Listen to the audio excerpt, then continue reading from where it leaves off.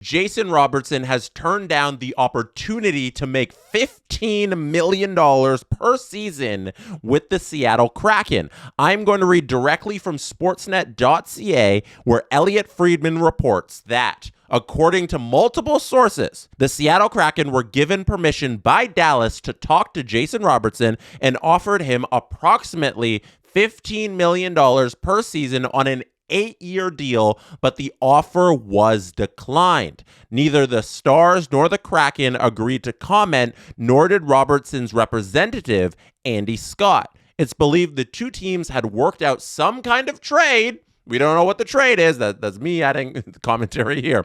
Before the permission was granted, apparently including Seattle's first-round pick, 7th overall in Friday's draft. It's hard to say what's next for the Stars and their 40-goal winger, who are believed to be at least $2 million apart per season.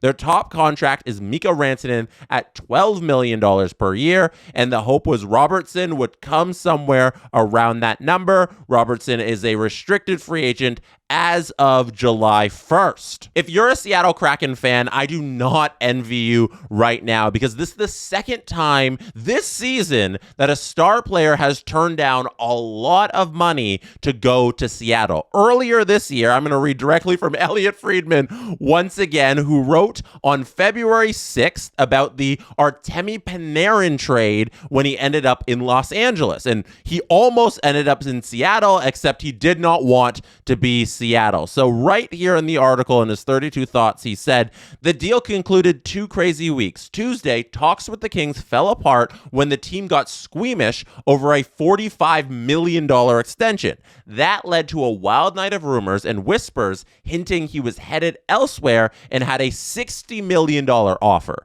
It is believed something in that vicinity was offered by Seattle at a number greater than $14 million per season. Panarin was asked about that and didn't deny. Here's a quote from Panarin that says, "This decision was not so much about money," he answered. "Do you want to play with guys or not want to play with guys?" And let's chat about that playing with guys and not playing with guys part, because Seattle is the place you go to just play with guys and not play with guys, in terms of they have so much mid-level talent and they've been chasing this high-end superstar talent since they've come into the league as a franchise. If we take a look at the forward group for the Seattle Kraken, you'll see names like Jared McCann, Matty Beniers, Jordan Eberle, Capo Caco, Chandler Stevenson, Shane Wright, but how far down the list do we have to go of the top forwards in the entire National Hockey League to get to one of these guys? They don't have a guaranteed top 15, maybe even like top 20 forward in the league that you say year in,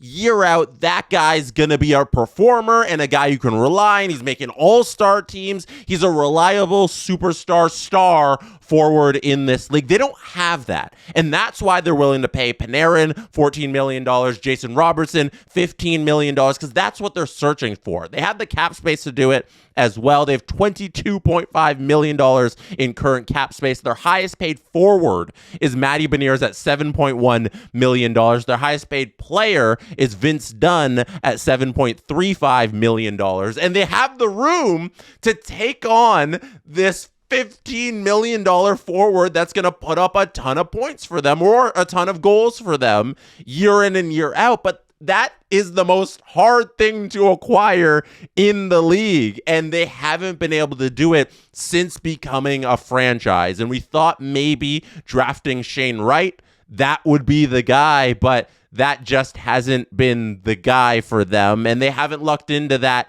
in any way since they've been a franchise. And as for the rumored offering there of the number 7 overall pick, that's a pick that Seattle doesn't need this year. They're not desperate for it. Obviously, you want that top 10 prospect in your system. That would be great, but if Seattle can move that for a player who can help them right now, that is the correct thing to do, because there's got to be pressure right now on the new management in Seattle to make something happen. Ron Francis stepped down as president of the Kraken in April of this year after a very underwhelming run as president that was highlighted by one playoff victory. They beat the Colorado Avalanche in a first-round series, and they haven't done anything since. So it's time to move forward here as an organization. Ron Francis is out. Jason Botterill is running the whole ship right now. Looking at the guys available around the league, Jason Robertson made perfect sense for the Kraken to go after, but now that they know he doesn't want to be in Seattle, I wonder if they pivot to a guy like Dylan Larkin, or if they've already been in those conversations and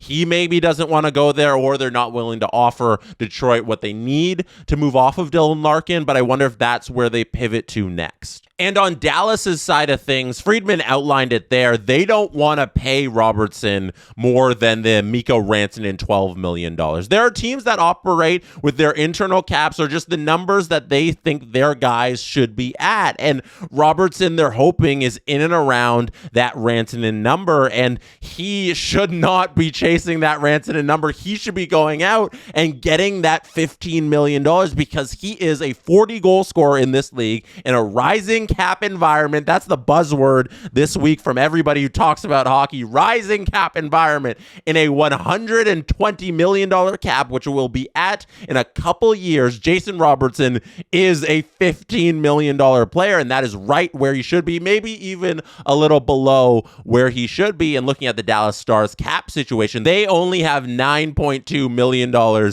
in space here, and a guy like Dylan Larkin would make a lot of sense if they were to move off of Jason Robertson.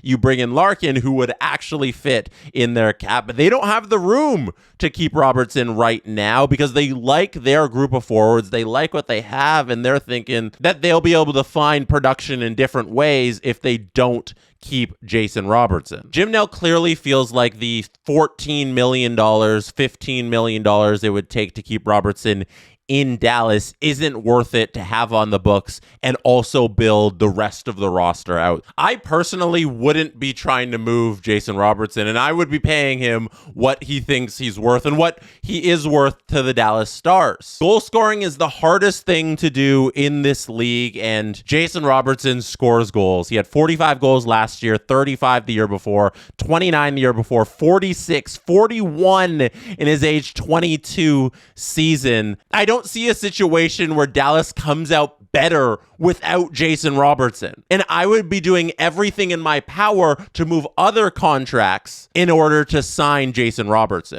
And I'll always be a little confused why Dallas is so adamant that they can't do the Robertson deal when you can take away from other pieces in your lineup and have Jason Robertson, because I just feel like this is so valuable. A 26-year-old who can put up 40 goals every single season is more valuable than whatever other contract from your decor or down the lineup that you need to move away so that you can fit Jason Robertson in your cap situation. That's where I stand with Jason Robertson as a Dallas Star. I want him on the Dallas Stars, but it doesn't seem like Dallas wants that right now. And we have to cut in here with breaking news because while I'm recording this, I just get sent this tweet from Frank Saravalli that says, as I've reported, Leafs are seeking another top 10 pick in 2026 NHL draft. Sources say Toronto and Dallas had talks about Stars potentially flipping number 7 overall from the Kraken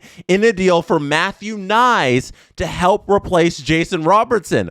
All part of Thursday's shrapnel. Sources said Leafs ask for Knies has included a top 10 pick along with a roster player / players in a multifaceted package. If they're going to move Knies, it's going to be for a true haul, or they're going to have to soften the ass to get into the top 10. That throws a wrinkle into this whole thing because, wow, there's your replacement on the cap right there. There is your Jason Robertson replacement. That would make a lot of sense for Jim Nill to do. You plug in Matthew Knies into that Jason Robertson spot on the forward group on the left wing. You now have, what is that? If he was going to pay Jason Robertson $14 million and Knies makes 7 point something, you have an extra 6 point something million of cap space that you would have had to pay Jason Robertson to go do something else. And last year, Jason Robertson made 7 something. So you're essentially just swapping the player plus getting the extra cap space where the cap went up this season. This would have been a fantastic move in my eyes for the the Dallas Stars if they could have pulled this off, flipping the 7 to the Kraken, 7 going to the Leafs, and maybe something else. But this obviously didn't get done. But a deal like this looks really good for the Dallas Stars. For the Leafs, it depends on what they get with that 7. 7 isn't enough at all just to get Matthew Knies. You can't just do 7 for Matthew Knies. You need something else. So this deal really depends for the Leafs on what that extra package is. What Frank said there in that second tweet about Knies having to be a top 10 pick plus roster player/players in a big package, that is correct. I'm with Chaika there on that has to be the deal for Matthew Knies. Let me know what you think about the Stars side of the Jason Robertson saga and the Kraken side of things in the comments on the YouTube channel. And while you are there, hit like and hit subscribe on the video. Thank you for being here. You could have been anywhere in the world, but you chose to be listening or watching right now, and I appreciate you for that. Good night from Toronto.